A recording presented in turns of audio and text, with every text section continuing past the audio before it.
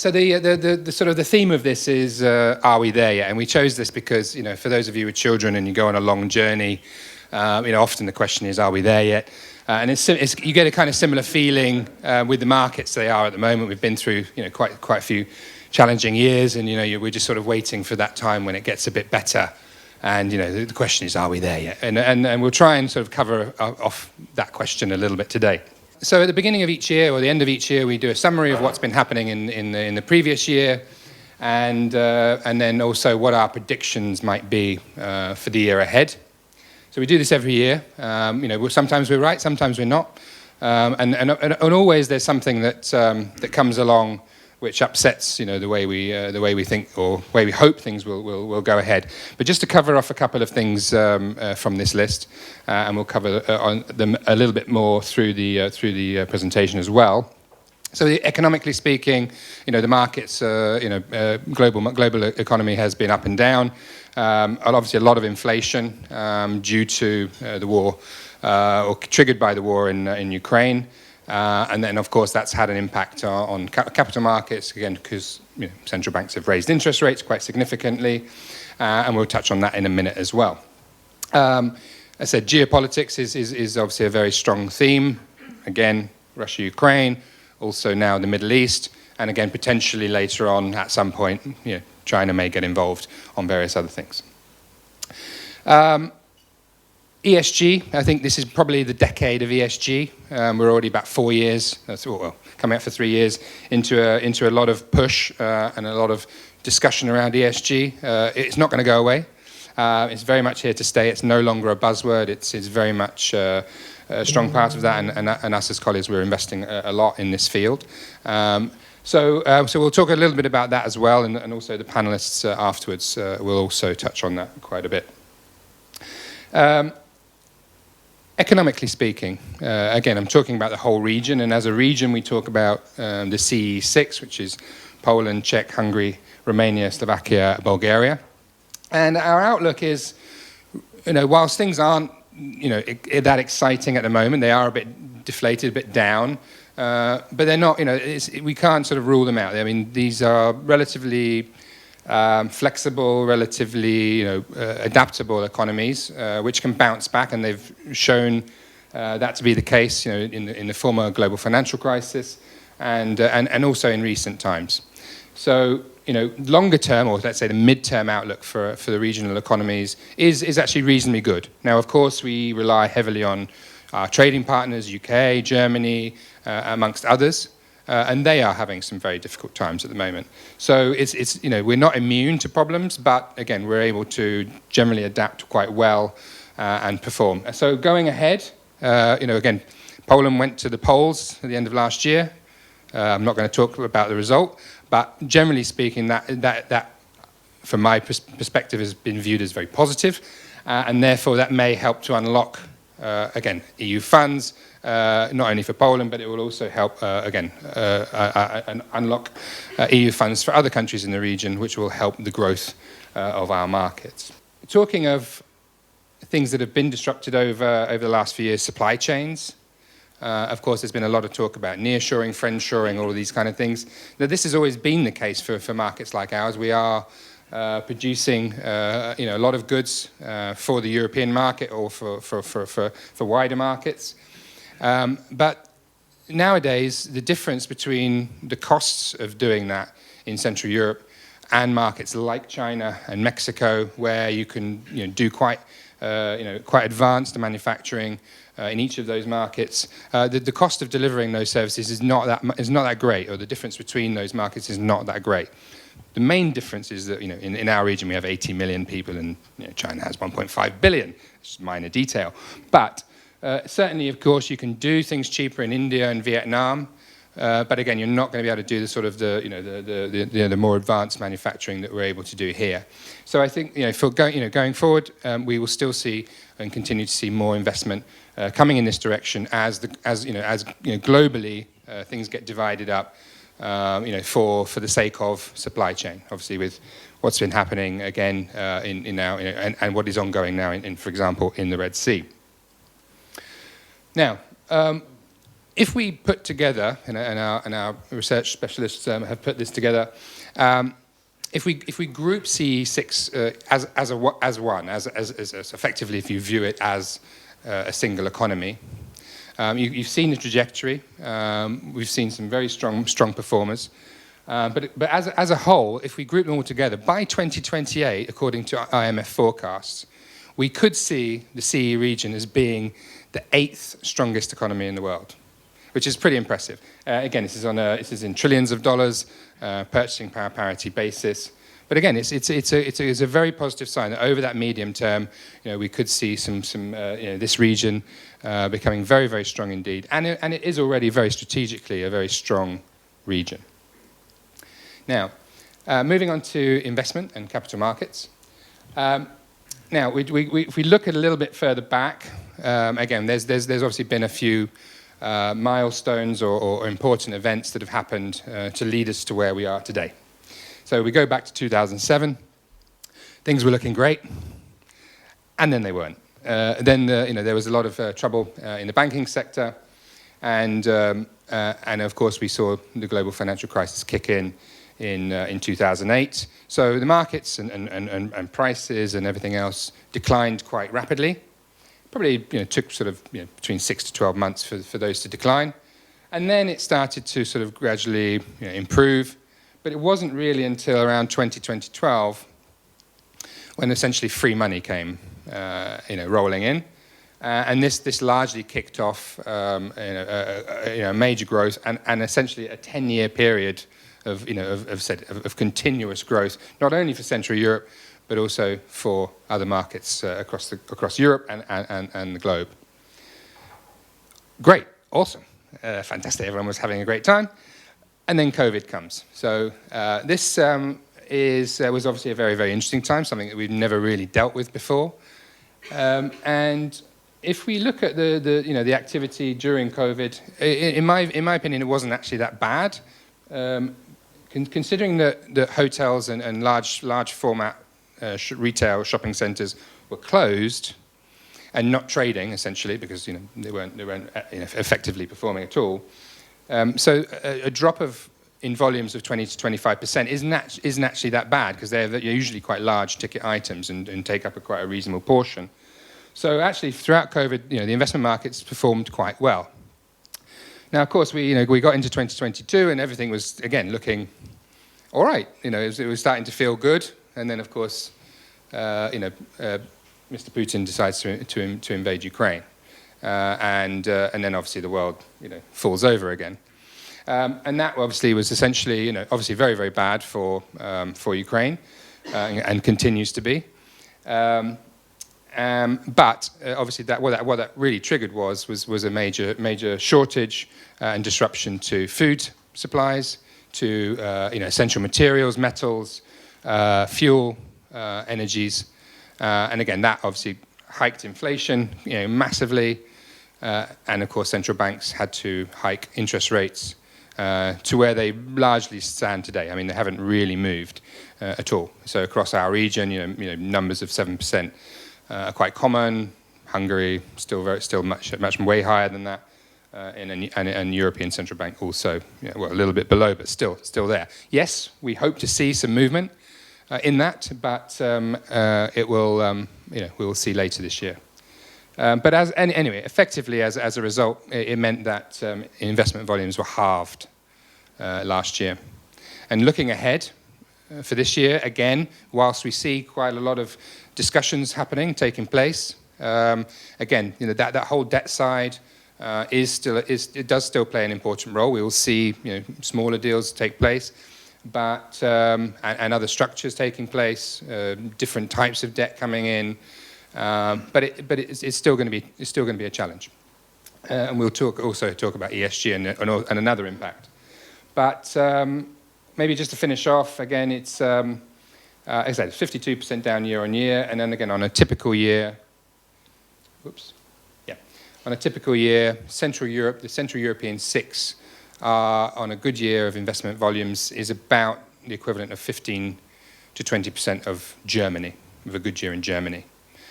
Or a market like Sweden or Denmark, for example. So they're small markets. Poland is half of that. So on a good year, again, Poland is somewhere around 5-6 billion. Last year, just over 2. So again, it's quite an impact, and we'll talk about that in a second. Of course, the spread of where people are investing varies from country to country. Industrial logistics obviously made a big rise over the last few years, but most of that sits in the hands of long-term holders. They don't trade that often, and also more frequent trades of, let's say, 5-year holds doesn't really work that well in today's market environment. So people are holding real estate a bit longer, or having to hold real estate a bit longer.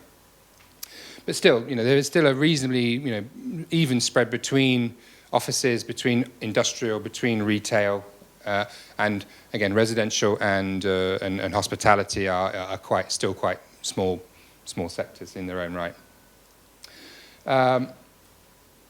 So sources of capital. This is obviously we've seen quite a lot of change in the last few years.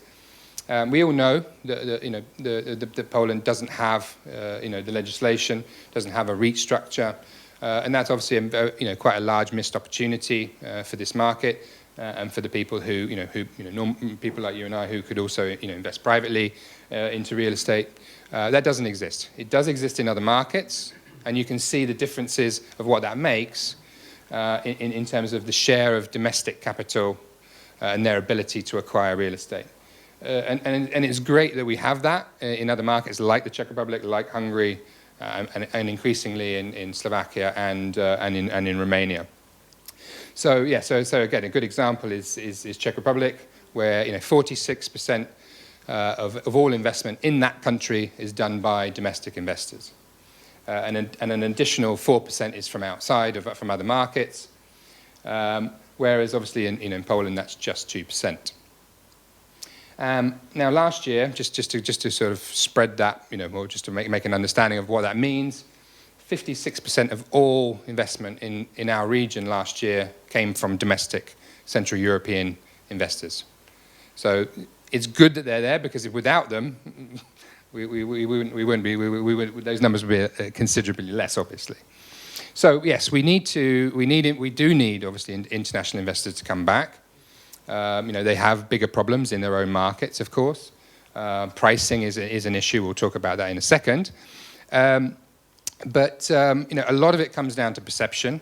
There are still many investors from other parts of the world that think when they hear the word Central Europe, they actually call it Eastern Europe. They still refer to things like Czechoslovakia. So they're not that well, not necessarily that well educated on what this region means and stands for.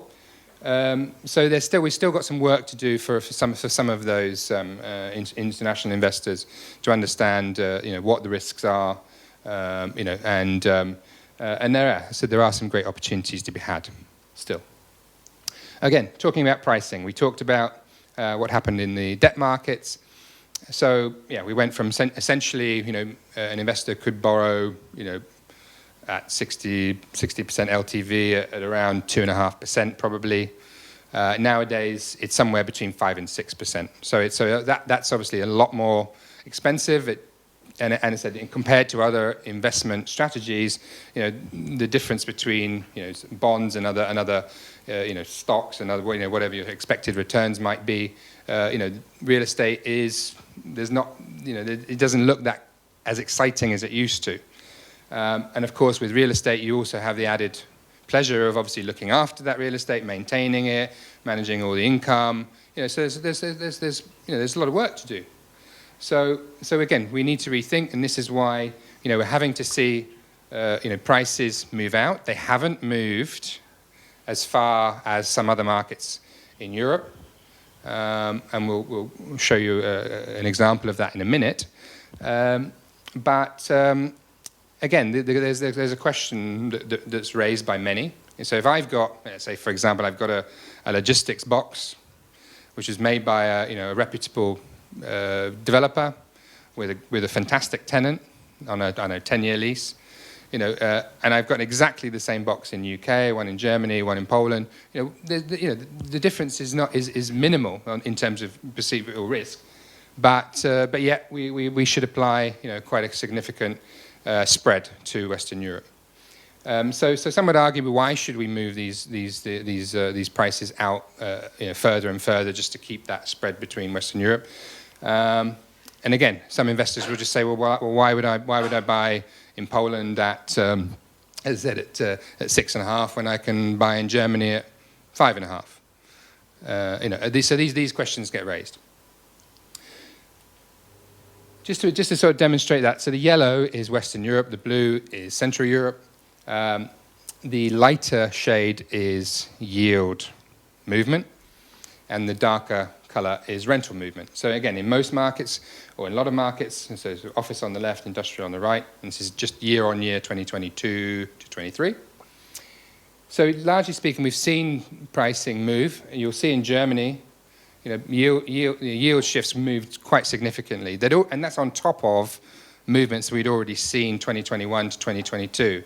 In Germany, you've seen write-downs of value of more than 30%, and in some cases even more. In Central Europe, we've seen less. We've seen a little bit less yield compression. We've certainly seen very good rental growth, and that's offset. And we've seen reasonable balance. There has been some movement. So, for example, in Czech and Poland, we saw very, very strong rental growth in the industrial sector throughout COVID. They've softened and come down a tiny bit. So it's still changing. And again, I mean, just one horror story from the US. Japanese bank lent on an office building in the US. Earlier this year, it was sold for 5% of what it was originally paid for. Yeah, we don't think that's going to happen here by any means. It's way the American markets are largely heavily oversupplied. We don't see that being the case here. Also, we've heard stories of certain banks. I won't mention them by name, but having some issues in America as well. Again, we'll wait and see which what troubles or what implications that has for our region.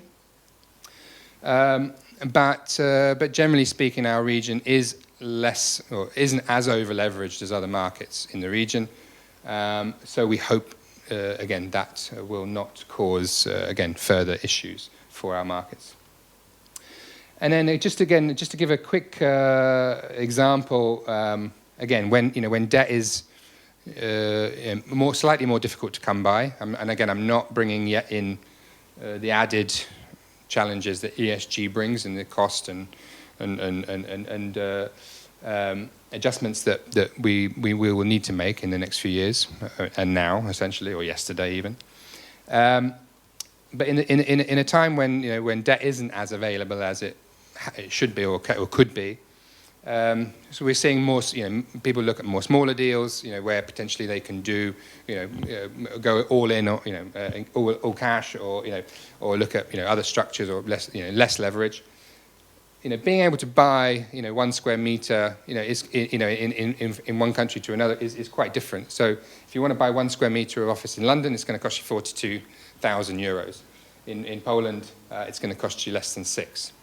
So so the barriers to entry for investing in property, in markets in this region is much lower. Arguably the risks and the fundamentals of these markets, the fundamentals are reasonably still very good, and again there's still some good potential for growth. Interestingly, again if you look at things like supply. Okay, you've got over 30 million square meters of industrial and logistics stock. That's grown quite a lot over the last few years. But it's still, on a per capita basis, still way lower than a market like the Netherlands, still way lower than the amount of space available per person in markets like the United States. So there's still plenty of room to grow. And in markets like Romania and Bulgaria, for example, Hungary, there's even greater stories as well. So there's still potential for that to happen. It's challenging for some developers, I know, with costs being elevated. and and the expectations on exiting is difficult to navigate at the moment. But again, the opportunity is still there, and there are still opportunities for growth in our region. So just to finish off, I'm not going to go through all of these. You will get sent this presentation, so you can have a look at these later. But yeah, whilst we are in a slightly depressed state at the moment, we believe we are somewhere around that bottom area. It's difficult to be very precise of when that's going to happen. And again, but we are, as I said, I think from what we've seen at the beginning of this year, end of last year, we are seeing a lot more conversations taking place. There are definitely deals happening. And again, the structure of those may be a little bit different, and we have to rethink how we move those along. But things are happening, and we are, let's say, reasonably hopeful that things will slowly improve throughout the year, and we'll see some better numbers than I've shown earlier. So I think that's pretty much it. We'll see, perhaps a bit more sale and leaseback, different joint venture structures. We've all heard about things like preferred equity and all these sorts of things. These are quite complicated structures to put together, but still, at least people are trying to find ways to move forward. In terms of distress, we haven't seen a lot yet. Again, that doesn't mean it's not going to happen. Some people will be forced to sell things for various reasons, whether it's a refinancing or a fund that's coming to a close, or for various other reasons. But we haven't seen it yet, but it's not to say that it won't happen. But if they do, then there's a very good opportunity, of course, for somebody to acquire some real estate at some very good pricing. So I think I'll leave it there, and I'll hand over to Richard, and you can grill our panelists on their opinions as well. Great, thanks very much, Kevin. That's super. Thank you. Really interesting there. Lots of things to pick up in the panel, I think, Kevin. And of course, you'll be there, so if there are questions for Kevin also, please do bring those in. And panelists, if you could join me, that would be great. You can sit where you like. There's no order. And just a reminder that if there's questions you've got or thoughts that you've got, please do share those with us.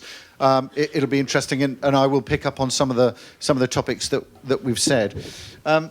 Let's just start with quick introductions, if we can. Let's just start with you, Piotr. Just kind of 30 seconds on who you are and what you do, so that then everybody knows who everybody is. Piotr. Sure. A very good morning to everyone. My name is Piotr Mirowski. I head up the capital markets team at Colliers in Poland. I sit on the board since a few years, and I'm in charge of all capital markets operations for the company. Good morning, Marcin, Juszczyk, board member and partner in Capital Park. Capital Park is a developer. We've been on the Polish markets for the last 20 years, and the last 10 years being public company listed on the Warsaw Stock Exchange. Aside from Capital Park, I have also the pleasure and privilege to be a chair of Polish Urban Land Institute. Good morning, I'm Justyna. I'm heading the Warsaw office of Berlin Hyp. Berlin Hyp is a German mortgage lender specialized in commercial real estate. Our domestic market and main market is, of course, Germany. Otherwise, we are also present in Poland, in the Benelux countries, and France as well. Thank you. Joost Leendertse from the Netherlands. I'm owner and entrepreneur of VerusSol. We are an absolute no-nonsense, as we said, no-nonsense solution provider for ESG questions. And our dream is to empower your green strategy. Good morning. My name is Agnieszka Sznyk. I'm representing INNOWO. It is think tank, NGO, and we are active in the circular economy and to help to support transition into the circular economy future. We also a member of European Circular Economy Stakeholder Platform. This is a platform which is established by European Commission and Socio-Economic Committee. Great, thanks very much. Really interesting, I think, to pick up on some of those points, and great that we've got a variety of different voices here, so we can share some different insights. Marcin, let's maybe just pick up with you, just as I suppose as a response to some of the numbers there from Kevin, what you're seeing, how you see 2023 a little bit, but also how you're seeing 2024, as we've started? Are there green shoots that you're seeing? What's your sense of where we are in the market and where we're heading? From our activity, I can say that we can see the light in the tunnel. 2023 was pretty active for us, but not in the sense of disposing of our assets. We didn't see too many transactions. We were focused more on our internal reorganization and the listing. But for this year, we can see we are already in the process of selling 3 retail parks, so there is activity, and especially in this area. But we can also see interest from potentially office buyers, which is promising, I would say. The one comment to what Kevin showed us is, as you probably saw that on the stats, but if you do simple math, it will also be obvious that Polish assets are much more resilient. And for the last year, I don't know if you realize the compound indexation rate was 16.4%. And from looking at our portfolio, our tenants absorbed this indexation. So NOI grew by 16.4%. So this is the reason why the changes in the values were defended. I mean, capital values were defended, and the changes in the values were so small comparing to Western Europe. When you basically we have the same, we are in the eurozone effectively with the commercial assets in Poland. So we have the same rates and the same inflation applies.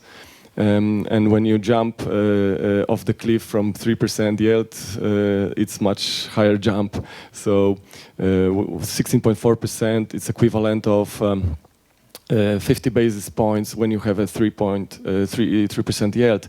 When you have 6.5% yield, 16.4 indexation is equivalent of more than 100 basis points the compression to defend the capital value. This is why actually Polish real estate was much more resilient, and we could see that. We can see a little bit of repricing maybe, but this is more like signing upon some thesis rather than the proved mass. So this is how I saw this and how I see this. Okay, good. And there's quite a big focus, Justyna, as well there in terms of the financing side. So it would be good to get your sense of where we are in terms of the financing side, particularly here, CEE, but the Polish market. What's your sense of that? And also, there's a lot of discussion there around the international capital. Are you beginning to see international capital pick up? So it'd be interesting just to pick up those 2 points with you. Sure. So last year we heard very often a question: okay, is bank financing available at all? Yes, it is, and I think there has been a number of examples to prove it.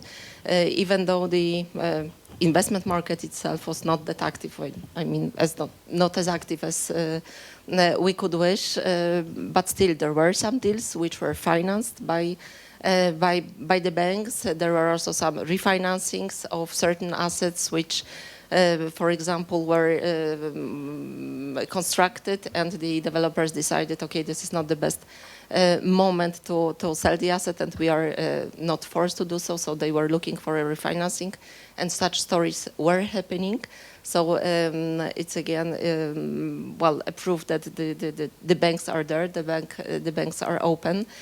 Of course, what has kept and still is keeping the banks busy are the prolongations of loans which were granted in the peak years, meaning 2018-19. And well, from my experience, and well, I'm not just talking about the Berlin Hyp portfolio, but also talking to the other local lenders here. Well, it doesn't seem that we have a major problem there. Of course, there might be some challenges. You need to adapt the financing structure to the current interest environment. This is for sure. But as long as the property itself has good fundamentals, meaning it is a good asset with an adequate lease level, it's not really a huge challenge. Well, it's easily manageable. Now, whether we are right now seeing more interest from international investors, there are lots of inquiries. We can feel like, there are some discussions going on. Lots of institutions trying to check, okay, is this the right moment to really think about the investment? Of course, there are long discussions, and we saw it on the basis of some cases. Long discussions on the pricing, some price amendment formulas, and so on and so on. So we really do hope we will see it happening sooner or later this year. Okay, good. And Joost and Agnieszka, I'm going to come to you in a minute in terms of those, but I just wanted to pick up with Piotr. I mean, in terms of how we kickstart the market, if you like, here. I mean, we've seen from Kevin, the numbers are down. But what are you seeing in terms of the start of this year already? And I guess what are the things that are either we can or can't do to kickstart it? But what do you think is going to be the leverage that moves this market forward? Well, I think the main point is really that it's a resounding yes in terms of whether the investment activity will pick up. Part of the reason is that we've seen the figures for last year, and truth being told, the activity was actually quite subdued. But I think the key drivers really is that Poland, in essence, has too much potential to be kept on the sidelines for an extended period of time. And we see that this is now changing because since the beginning of the year, we see clearly there is much more transactional activity. There are bids coming in. There are LOIs being signed. But I think, to what Justyna said, I think for the vast majority of this year, the key investor group will be coming from this region. I mean, the CEE, the Baltics, and most probably Austria, who seem to share the same sentiment for our region, with selective additions from elsewhere, so from Scandinavia. We see still Western investors that come into Poland and are very interested in logistics, which will thrive beyond this year. But I think we need to focus on the capital that is available, and this is actually the bulk of work my team is doing, because for the very large part of this year, this will be this region. But the good thing is that the prices have moved, and clearly that there is a very positive rationale behind the assets. So the investors finally start to appreciate that, and this is being expressed and putting bids in, and processes getting initiated. There is finally a counterparty you can talk to, and I think the Polish story, also inclusive of the governmental change, helps. Okay, good.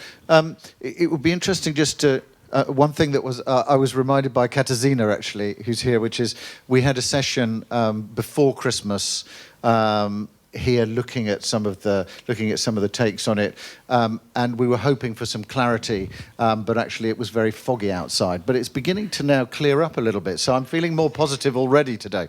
Agnieszka, it would be good to pick up with you. I mean, I was in India just before Christmas as well, for the World Economic Forum and UN and WIPO, having a session around investment in cities. And I was really interested to see there was a huge focus there on sustainability. And so interested to see it from that position, and those kinds of things are going to come down, I think, and be influential in the market. But it would be good to get from you just, I suppose, where we are in terms of regulation, circularity, those kinds of things, what you're seeing particularly here for this region. Absolutely. Now, I think there is a big change in legislation, in regulation. On one hand, of course, we have to change our way of living, how we produce the things. But on the other hand, there is like a big change in legislation. Like we have CSRD directive. It is directive about sustainability reporting. And this actually will be connected with almost all companies in Europe, because on the one hand, of course, there is some criteria for the companies which have to reporting on these sustainability issues, but there will be also the greenhouse emission reports about 3 scopes which have to reporting for the whole value chain. So now the big company start to ask the value chains, the company which they cooperate on everyday basis, how you produce, what resources you're using, what ways you are producing. So that will be like a lot of questions which many companies in Europe have to answer. Otherwise, that will be difficulties, for example, to find the fundings. There will be limited fundings for the company which not really operate in sustainable way in the market. So there is a big change, and as you said on the beginning, ESG, it's now becoming a norm. It's not only a vague word, but there is like a quite broad criteria and quite sharp criteria as well to have to be fulfilled by companies. So there is E like environmental, and there is like a 5 standards, reporting standards, which are referring to climate change, to water, to pollution, to biodiversity, and to the circular economy. And usually when we're talking about the building and real estate, we're thinking about energy and energy consumption, because this is the easiest to measure, yes, and easiest to show the benchmark, the differences, etc. But now you also have to report on the other things, yes, as biodiversity. How you can measure biodiversity? It's not that easy. That needs a little bit more deep dive into the topic and a little bit broader perspective. Another thing is circular economy. It's also, there is a lot of different changes in legislation, like a Green Deal, which referring to different sector. Also, construction sector. Now there is a new directive, new legislation also in Poland, that all construction waste must be collected, must be separated, must be selected, which is not easy. I know that many kind of developers facing the problem, how we can really collect and separate all these waste on the construction site. So I think there's a lot of change is coming, which we have to adjust somehow. Good, and Joost, it would be interesting to pick up from you. I mean, you mentioned in your presentation there, Kevin, almost that it's moving towards action rather than just being something that people talk about. So, and certainly the feeling that I'm getting is that people are understanding why they need to do it and the argument for it. And it's very much moving towards, right, what do we do? How do we do that? What innovations will work? What won't? How do we understand that market? And Joost, you're obviously kind of in the thick of this area. So I guess just in terms of the trends that you're seeing, are you beginning to see a change in terms of people's views on particularly the energy side? What we see now, and the questions we get from our clients, is that most of our clients are now getting, as we said, out of the slump of green advisors. They have been advised on all kinds of how to decarbonize their assets. And what we see now is that it's absolutely what you're saying, not a buzzword anymore. They understand it is on the table. And especially the SFDR regulations with the pies, where you're talking about, are so enormous, grabbing in your day-to-day business, that what we see now is, hopefully it's going further, that normally the real estate market is absolutely conservative in adapting new things. We are seeing now that that is over, because time to action is absolutely stepping.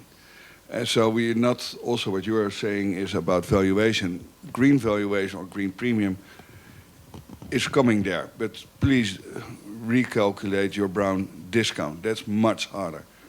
So, yes.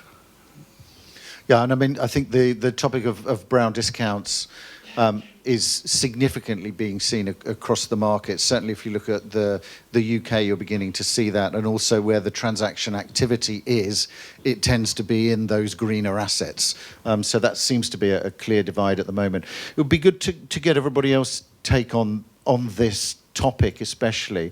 I mean, Piotr, what are you seeing in the market here? Obviously, CEE has a slightly better and more resilient side in some ways, because a lot of the buildings are newer than they are in other areas of Europe. So it'd be interesting to get your take on it. Yeah, you're right, Richard. On the one hand, pretty much you can benchmark any new office building that's being constructed in Poland or in regional cities against any other major capital, which is a reason to be proud of, that's for sure. But on the other hand, you've got the energy mix discussion. So the investors have clearly gone from a stage where they think about it, but they haven't quite quantified what they want. Now it's all about when the asset is getting stranded, what's the ETS going to be like, what's the energy performance. They benchmark the assets against their own portfolio and pretty much any other benchmark they can find on the market. So this is in Poland or in our part of the world, it's not yet fully included in pricing, in my view, just because the yields have really moved out over the last 12 months, no discussion. What Kevin showed on the slide is pretty much the state of the union as of today. But I feel that moving towards the half of the year, we'll be adjusting this slide because you will see capital movements. So it's a big bag, and the buyers, which are currently active on the market, they just got a big discount. And I think now they're trying to figure out how to allocate this discount to different pockets. And ESG, for sure, is one of them. But they do know for a fact that as long as we have the energy mix discussion, this will be something that will always be, highlighted in red whenever they discuss it on ICs. Okay, good. And Marcin, from your side, from the investment side and development side, I suppose, how are you seeing that? And I'd be interested also to see whether or not you think it's changed significantly here in Poland as well. I can tell you that I do think it has changed significantly here in Poland, but I'd be interested to get your view. I think we are, we can discuss if this is already included in the valuations, or the methodology of valuations doesn't reflect that yet. Cost of doing nothing, and the capex needed to bring property up to the standards. But the investors definitely do so when discussing the purchase price. So that's something that everyone now, I think, is aware of. I remember back in 2007, I think it was, when we were developing our first larger office building, your Centrum office complex, we invited agents to discuss the sustainability issues and green certification, and everyone advised us at that point that no one's going to pay for that. No tenant will appreciate or the buyers. But we were green freaks at that point in time. We developed one of the first LEED Platinum large-scale office building, and we benefited out of this. The future buyer issued green bonds on the back of this acquisition, so that was already benefit. So we, even despite in the short term we couldn't see these benefits, we knew that this is gonna come when we will dispose the asset. And these days, if you look from the asset management perspective, there's always a challenge because who's gonna finance the PV panels on the roof of your office building? You as a landlord need to finance that, but would tenants participate? The tenants will get all the benefits because if you have a triple net leases, then there is full transferability of the cost. So all the benefits of savings on the energy will go to the tenants, and there's no income to offset your capital expenditure. So building owners are just short-term struggling with that dilemma. And relations between owners and occupiers are very important. Introduction of the green leases and encouraging people to actually participate in this kind of capex expenditures, or at least cooperate in introducing the standards to the buildings. If I could just add to what Marcin said, it's true that previously the certificates were really growing on importance, and for a period of time that just check the box exercise. But now they are, from my point of view at least, they are a discussion opener. So you got to have a certification. If it's a BREEAM, it probably should be outstanding. So we see a flurry of building owners who are actually trying to upgrade from excellent to outstanding, and obviously they're doing everything in their powers to do so. But I think the buyers see beyond that now, so they see that there is a way to upgrade. So if you have a certificate, if it's outstanding, it's great. It's a discussion opener. But then they really drill into details and they decompose everything, and this is where the money discussion starts. Okay, and very interesting that around certification. There was a lot of discussion on that in a session that I held just before Christmas as well, where certainly anything that says it's good as opposed to excellent or outstanding really is not good. That's the view. And we're all being very polite. And so if anybody has something to say, just say it. Don't wait for me to ask, and that includes everybody here as well. Raise your hand, stand up, whatever is necessary to make sure that I come to you. Joost, what's your take on that? Because it's interesting, that view about who pays for it, because that's always been a discussion around I guess, ESG improvements, but particularly here with energy, solar on the roof, it seems obvious to everybody. But then, so who does pay for that? I think the building owner should pay for the investment, and it should be building bounded. And the tenant should pay for the consumption of energy what he is using. And you have to construct a tier 1 system that only produces the annual consumption of the building and not more. And be off the grid as most as possible. So you take everything off the grid, in essence? Yes, nearly the building is off the grid, yes. Okay, interesting. I would maybe just add to that, is that indeed our impression is that the landlords want to pay for it, just because if they don't, given the liquidity environment, and we've seen the stats provided by Kevin, simply there would be no interest. So if there's anything to be done, like PV paneling on the roof, the certificates of origin, PPA agreements, pretty much they're willing to do everything. In my view, it's the only and the right way to do it, because it generates interest, liquidity, and then the transactions, there is an exit at the end of the day. But clearly, given it's a buyer's market en large, the owners do it. And in Poland, my impression is that they are willing to do it. So they understand. Yes, absolutely what you are saying is that in the old days in the market till today, you had the famous or the most common model is the roof-to-lease model. An external third party comes to you, asks, can I rent your roof? I will put the energy, the PV system on it, and I will sell the power to your tenant for a 10% discount, la la la. But absolutely keep in mind, therefore the roof-to-lease model is dying. It's not countable for your ESG goals, because you don't get your scopes. What you are saying between your scope 1 and 2, and on the other hand, as building owner, you need to have your scope 3. But that's not going to happen with procurement of green electricity.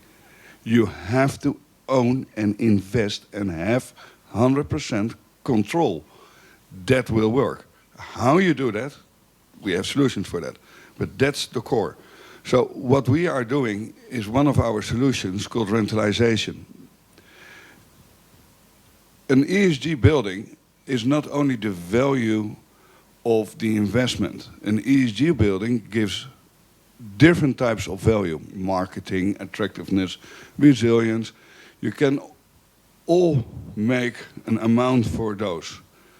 In total, if you're going to share it with your occupier, and the willingness of the occupier is paying somewhere in a sweet spot of different prices, because he has the risk of the electricity.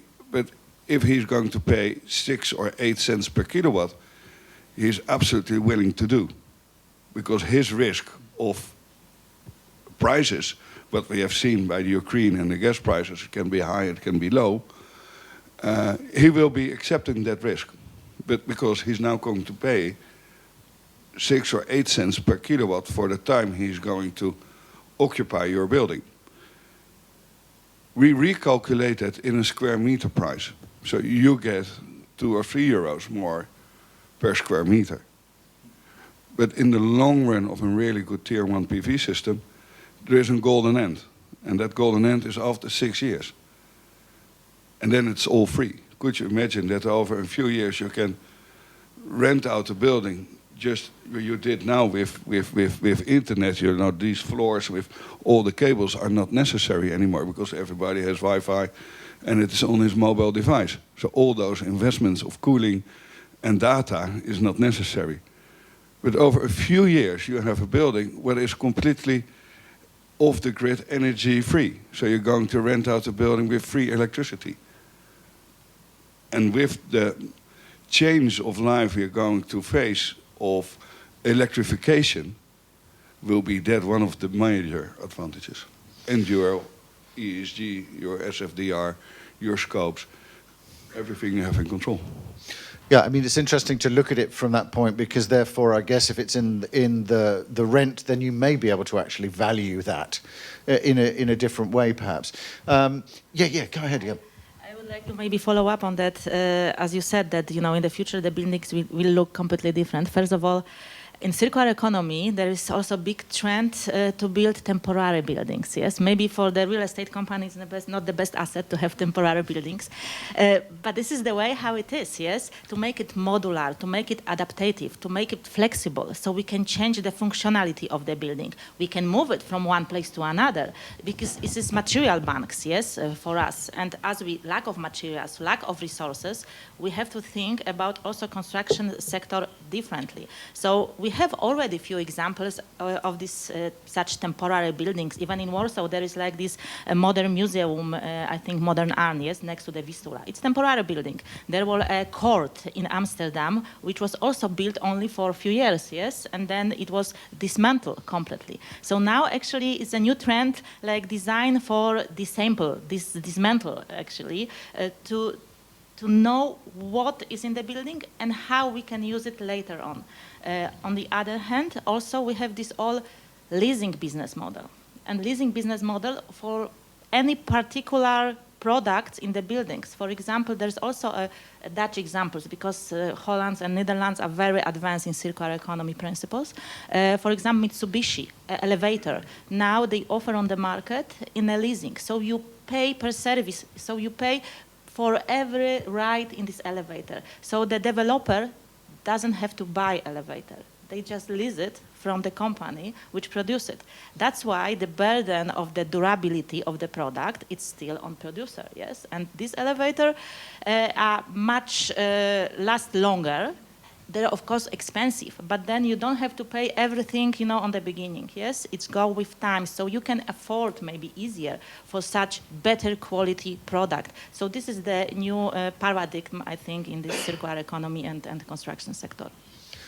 Interesting. And Justyna, just from your side, I know that Berlin Hyp have obviously been, looking at sustainability issues, sure, and of course greening the portfolio overall in terms of the loan portfolio.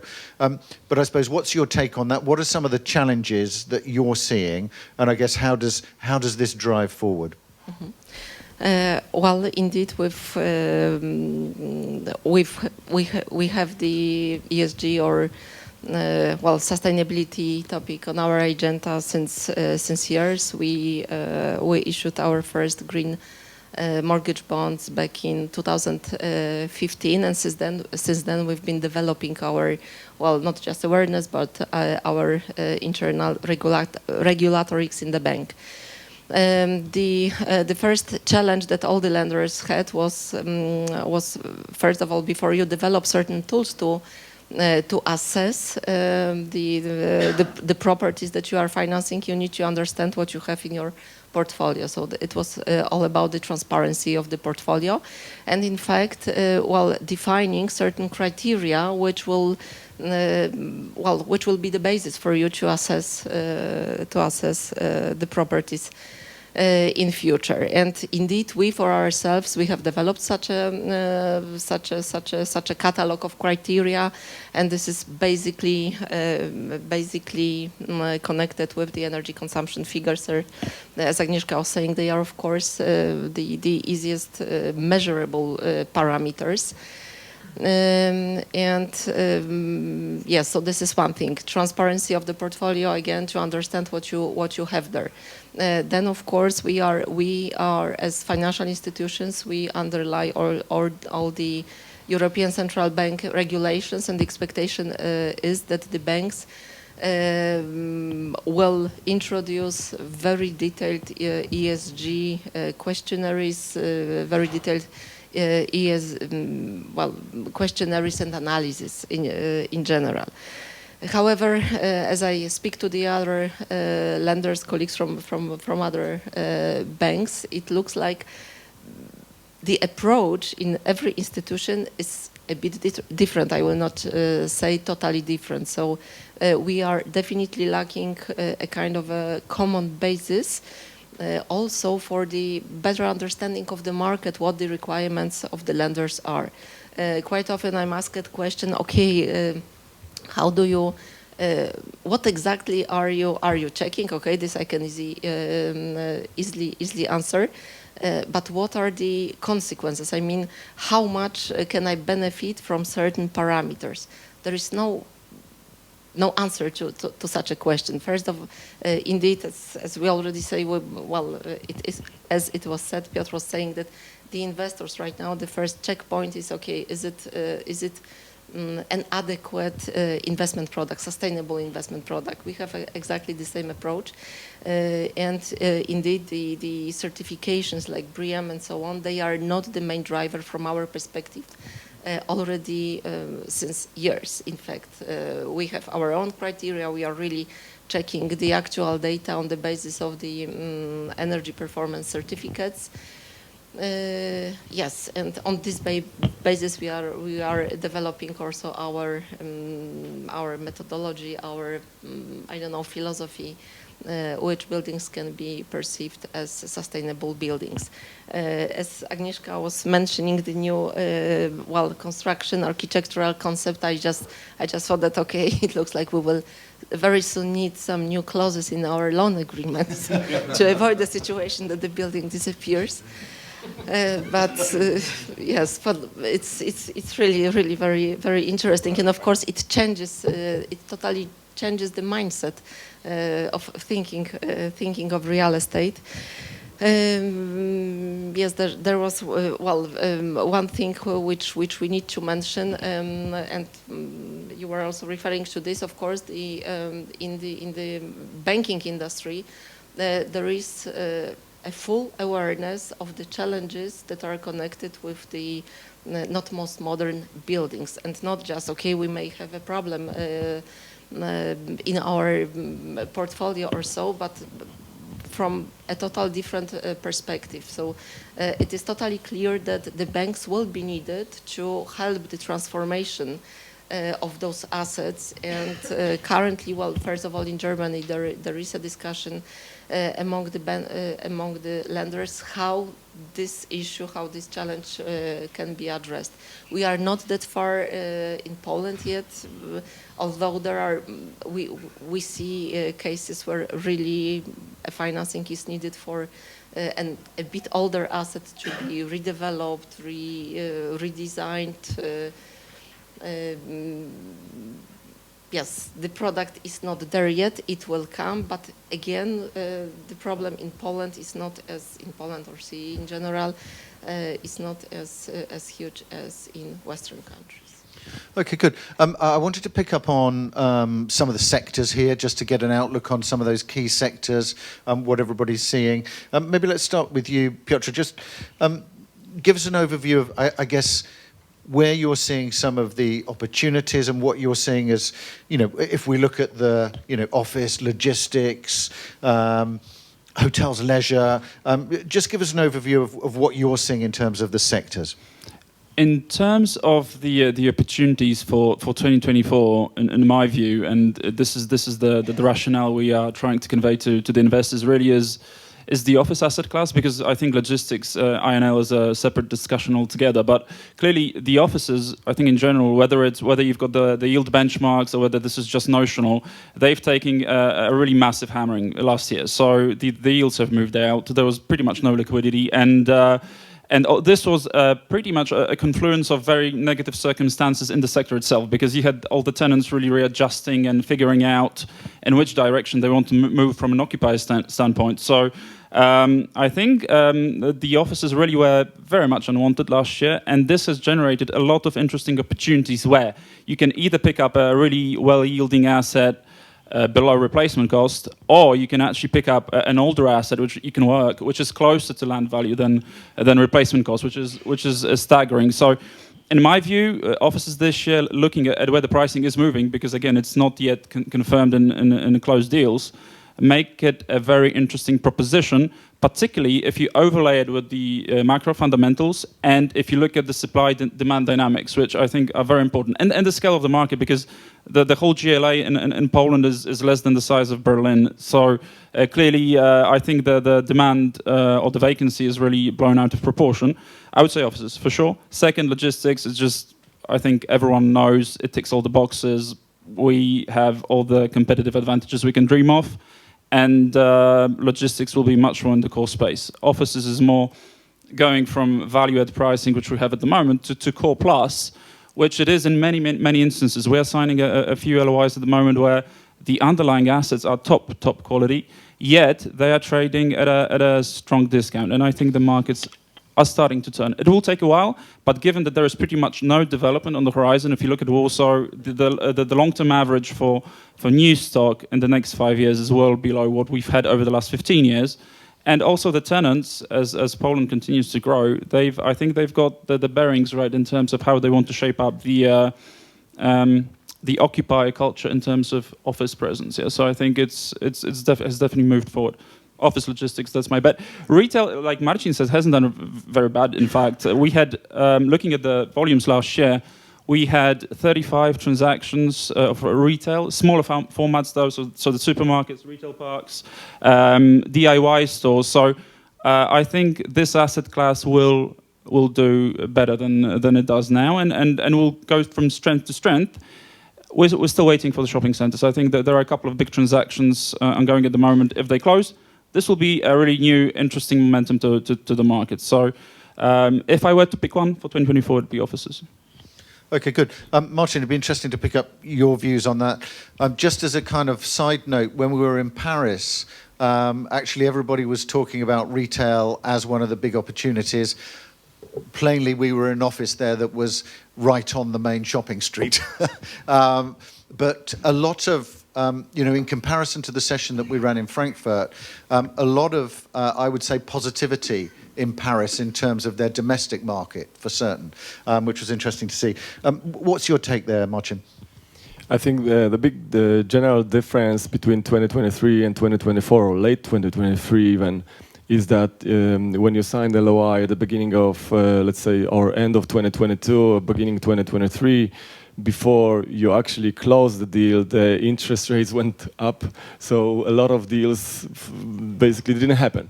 And now the trend is reversed. So we can see since October, the euro swap, 5-year swap went down by 100 basis points from 368. Now today is 268.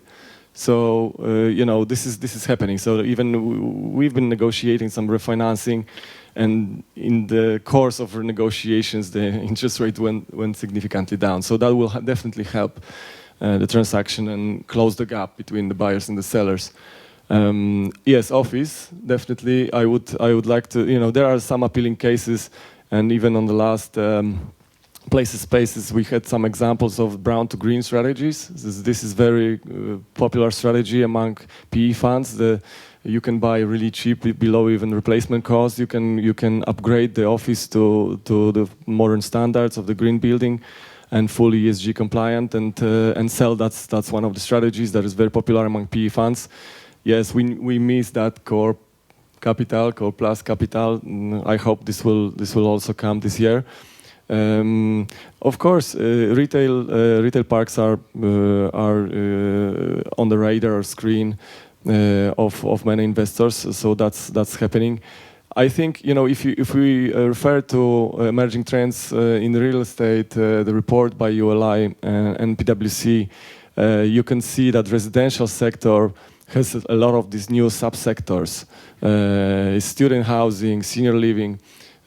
So PRS, this is in very early stage in Poland still. So, if you look even at the student housing market, we have 1.2 million students in Poland, and maybe 125,000 beds only. Out of this, almost 90% is in public dormitories. And the rest is private sector. There are only 4-5 players maybe the leading one has 30% of the market. I think this is the very early stage, and this will come. Senior housing is almost non-existent. In private, there are maybe two players only, like chain developers. So this is a great opportunity as well. Obviously, you know, if you have a plot that is zoned for resi and you consider all these different functions, and if you look at the financial aspects, it's always tempting to just build to sell, resi to sell, because it makes the best return. So, you know, just to find these alternative niches attractive needs a little bit more bigger picture thinking and forward thinking among the developers and investors, but this will definitely come. Okay, good. And I think that's interesting, that that discussion around the living sector. And I was chatting briefly in the coffee before to Greta, who's there just talking about the. Let me bring you this. It'd be interesting to get your take on that, Greta. I'm gonna run, because otherwise I won't get there in time before the end of this sentence. I totally agree. There are many sub-residential categories that have many possibilities. Sorry to plug this. I don't have a vizituvka. This book is 5 years old. I'm working on an update about active aging and the importance of housing diversity in the senior living sector. I agree there are maybe 3 players in the traditional institutional senior living sector coming into Poland. There are huge opportunities. A lot of the senior living is mom and pops, which is fine. But there's a whole untapped market of 60 to 74-year-old people that do not need or want the nursing care home option. That is the untapped market that I am plugging.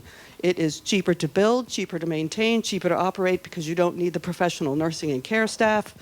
There are many opportunities to do green development with maybe wooden floors. I'm also sensitive to the fact that Poland is an ownership market. This is primarily a rental project, but the attitudes are changing. The myths and stereotypes of what a modern senior is changing. They do not want to live with their kids. I have been to 15 cities all over this country. I can tell a developer how many rooms to build, what they want. I have basic price points, so I can basically give them a full building. But as with all real estate, it's location, location, location. If you do quiet, peaceful, and pastoral, that is code for remote, invisible. No one will visit you. The employers and the residents are shuffled away from the world. You're invisible. They don't want that. They want to be connected to community, location, shopping, doctors, church. You can do that. 12% of the residential buildings in this country are vacant. There's an adaptive reuse possibility. There have been school buildings around this country that have been converted to senior apartments, and they have a senior center. That's another opportunity. You don't have to build new. The student living model is probably close to the senior living model, and I've seen some of these new student apartments, and they're like palaces. They're like hotel rooms compared to the stuff that I went to when I was at Ujad in Dom Piast, in a socialist building. But a lot of another issue is pricing. Those student dorms that are palaces are very expensive. And there's a new building northwest of Gdynia that's being marketed to the German and Polish market. And the rooms are 18 meters squared for a studio to maybe 40 meters squared for a 2-room, and they're 792,000 zloty. That is not affordable to the average Polish senior. So there's a lot of opportunity in this market. It's untapped. It will help address the housing imbalance in the senior living market in addition to the general housing market. So like I said, I'm here to plug the senior living market. And like I said, so many opportunities to do environmentally friendly, because the other thing is many of the mature people, as I like to call them, live in these socialist buildings that were built in the 70s and 80s, which have huge built physical environment issues, horribly energy inefficient. You can't modernize a plumbing system in these properties. So there's an economic and social return on investment for this property type. If you have any questions, I'll be around for a while. I've been doing this in this market for 10 years. Huge opportunities. Good. As you can see, I'm super passionate about this project type.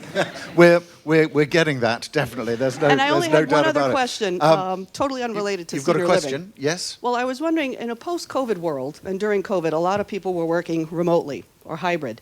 And I don't know if in the future, if you see the office market changing, because some companies are trying to unload their office space because they're at overcapacity. That it's an interesting one. Does anybody else have any questions as well while we're here? And then I can also integrate those.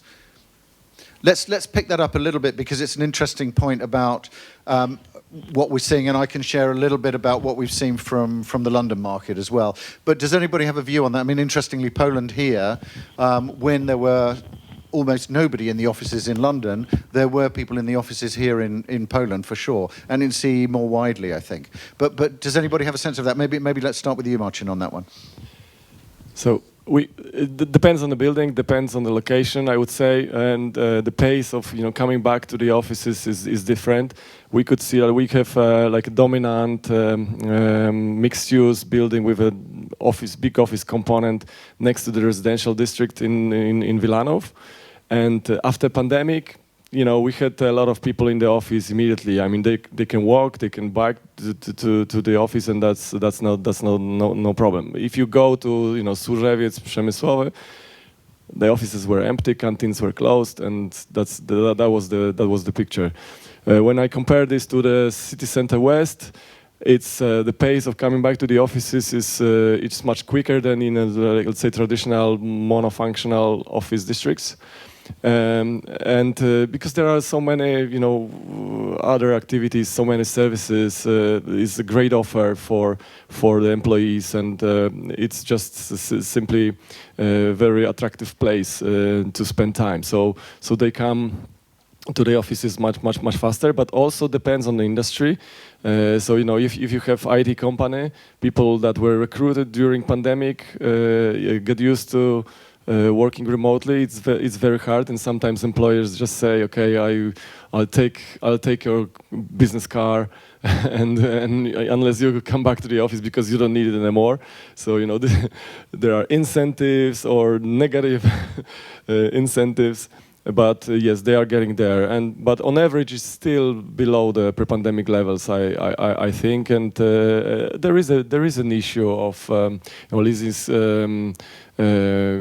coming to expiry and potentially reducing the space, but some of the tenants still grow. So on balance, I think it is still a very attractive segment.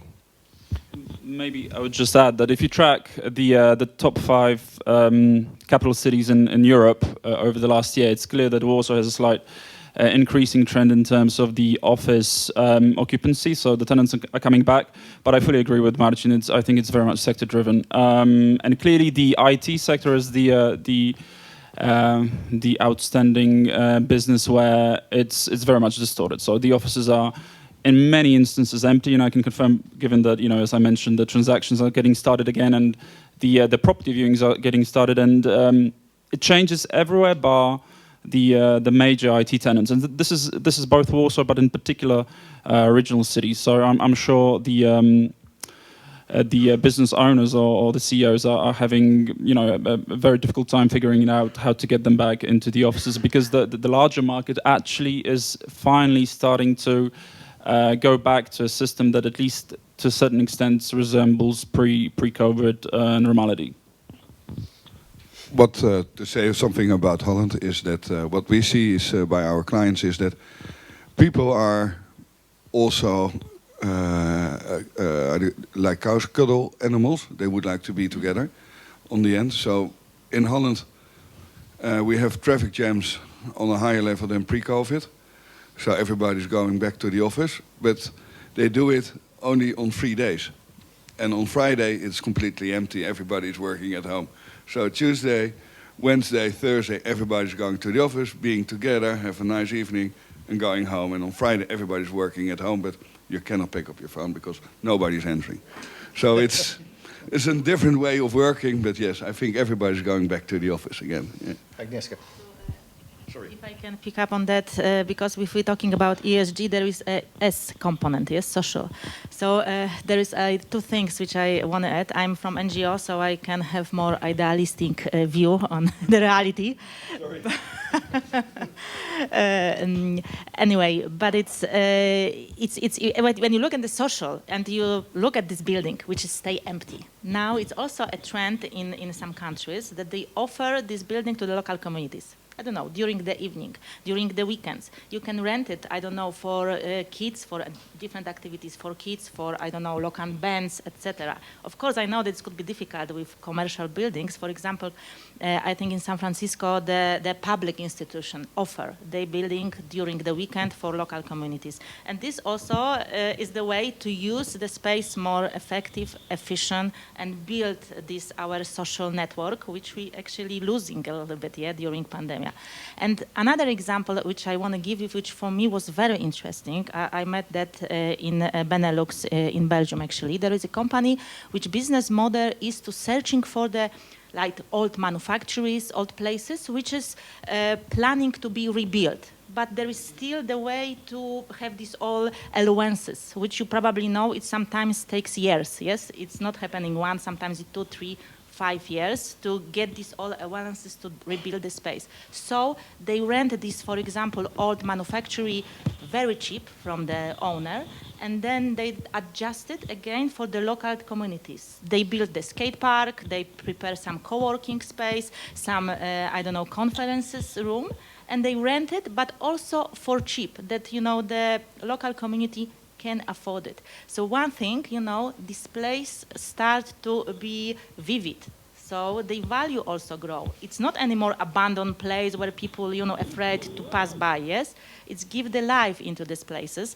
And I think it's also build this social aspect. So I think it's very interesting. And actually they build a business model on that. They earn money out of that. Yeah, I mean, certainly the social impact side, livability, those kinds of things are becoming a much bigger part of the discussion, I think. Just very quickly, Justyna, on your point, I mean, there's been mention of a lack of development at the moment. What's happening in terms of development? Finance, has that sort of slowed? I mean, I've been speaking to some investors, for example, who are themselves then stepping into situations where the developer has maybe got an issue, and so they are then stepping in to develop the product for them because actually they're happy to take that risk. So it'd be interesting to see what's happening here in terms of the development side. Well, it definitely depends on where you want to build and what you want to build. Well, we as Berlin Hyp are not that active in the development financing segment. But from what I'm observing, first of all, in Warsaw, given the supply-demand situation in the Warsaw office market, the banks seem to be more open again to support certain new development financings in this segment. It would be definitely much more difficult in regional cities due to the current, well, let's say, slowdown in the leasing activity there, and all the new production which has been delivered to the market recently, or in general in recent years. Logistics, again, it depends. In a perfect location, in a logistic hub kind of location, with a good developer and a certain pre-lease for sure, it should be also achievable. Okay, good. I'm aware we're up against time here, and I want to leave enough time for everybody to also have discussions afterwards and ask any questions in private that you may not want to ask in public, for example. But let's just do a kind of final view, I guess, on where we see the biggest opportunities, or if we're not on the opportunities side, then I guess what we're seeing is what you think will be the most important trend for 2024 and going forward, so that we get a kind of high overview of where everybody's feeling. Let's start with that end, Agnieszka, with you in terms of trends and opportunities, if you see any. I think, no, for sure, circular economy, from my perspective, it's a big opportunity. Some people find it as a complication in their everyday business, but I think this is definitely the area which we can build our competitive advantage. Of course, this depends on the election for the European Parliament, because there is like very simple trend for the sustainability, for the Green Deal, for the circularity, etc. And there is really strong commitment of the European Commission. But we will see. As we see in the election in different countries, I don't know, in Finland, etc., there is more conservative party, get in power. So I can't predict. I hope that we still will be on that path and we will going this way. And as just the final word, I maybe tell, because now we are running kind of the big project from European Climate Initiative about circular construction. And I welcome you to the webpage like circular building, where we have different guidelines for circular strategies, for circular materials, for circular procurement. So maybe it will be interesting for you also to find out how we can transform the circular construction sector. Great, Joost. Then I will say it about ESG. I think that for ESG, see it as an absolutely opportunity and see it as good governance. You should do it. And don't think in IRR specific, but see the broader picture. And that's an absolutely opportunity when you're going to see it in that way. Great, Justyna. Well, from the lender's perspective, I would rather not speak about opportunities, but just to be able at the year end to say, okay, it's been not that bad as everyone forecasted. Here, I also mean or have in mind what's going on in Germany and so on. In Poland, we are much more relaxed. So again, depending on the activity in the market, of course, we do hope that there will be some opportunities also from our perspective, and we are there to do so. Still, we will be working on all the prolongations which I was mentioning, and on a more global level, I would say, or more general level, I would hope for the opportunity for Poland to settle all the political issues internally, to bring back all the topics to the right direction, and benefit from our position in Europe, from the fundamentals of our economy, from the EU funds as well. Yeah. Well, and interesting you mentioned that, because I'm for certain that I remember discussing about REITs in Poland for at least the last 10 years. So, so it'll be interesting to see if that finally comes in. It is set to be on the agenda again. Excellent. With the new government. Very good. This is the latest news. Marcin. Yes, there is this new energy. You can see that I was participating in the last probably 2 or 3 rounds of negotiations and commenting on the different draft bills. So, yeah, we now hope this is going to happen finally, which we need. We saw 2%, yes, Polish capital. So that's amazing. We have to take example of our colleagues from Czech Republic, Hungary, are investing across the region. In terms of trends and in terms of our focus, we focus on a residential market now, especially premium segment, which we believe this is a great opportunity. Residential market remains strong. There's strong demand, fundamental imbalance. So when we like very much mixed use, so we would mix that residential functions with other functions. We now in the middle of design for the new district, I would have to say, because it's like a big urban development in Katowice with dominant residential function, but there will be space also for student housing, PRS, senior living, and all entertainment activities, so all this F&B and entertainment concepts which we learned in Norbin Factory, we would like to also roll to our other projects. So that's our area of focus, and we are very much optimistic. As I said, interest rates are going down, at least there's some perspective. We can see that looking at the 5-year Euro swap. So we hope for more investment activity, and also in this regard, we are more optimistic than last year, definitely. Great. Piotr. In terms of trends for 2024, from my side, it's like I mentioned earlier, it's the quantification of ESG. So finally, the general discussions are being converted into numbers, and we'll see that in deals which are ongoing and which will be initiated. And the second one is the return of liquidity, gradual return of liquidity, which really makes all the market participants benefit. So it's coming. It's going to be not too dynamic, but after last year, I think we all need this, and there are really few interesting shoots from across the region, and interestingly enough, also from Poland, because the 2% was like a 5-year average for Polish capital. When I was preparing for the session, I was going through deals last year. It turns out that around 150 million euros in Poland, which is roughly maybe 10% of the deal volume, was actually generated from within, so from within Poland, not institutional capital, but it turns out that maybe the ultra high nets have woken up, or maybe suddenly there is a paradigm change in the heads of the investors, and hopefully they'll contribute to a much better year than last year. Great. And in terms of some of the opportunities, interesting also to see things like data centers, self-storage, things that were large in the US were then relatively small in the UK and elsewhere in Europe, and are now beginning to get bigger in the UK. And you can expect to see those kinds of things begin to move across continental Europe for sure, and into the CE region. I think those will come along with life sciences and those elements. Who would have thought that, for example, in the UK, Canary Wharf would suddenly have life sciences moving into what were previously banking offices? So some really interesting things happening in terms of just the dynamism in different markets.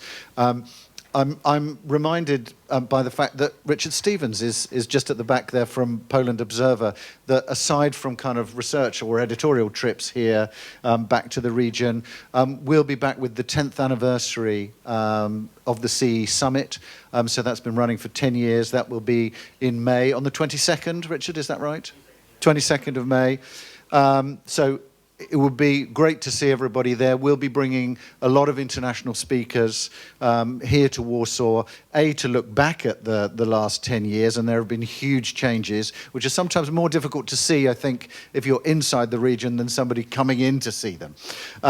So the huge changes, looking at some of those things, but particularly taking a look forward at what we think we will see in the next 10 years.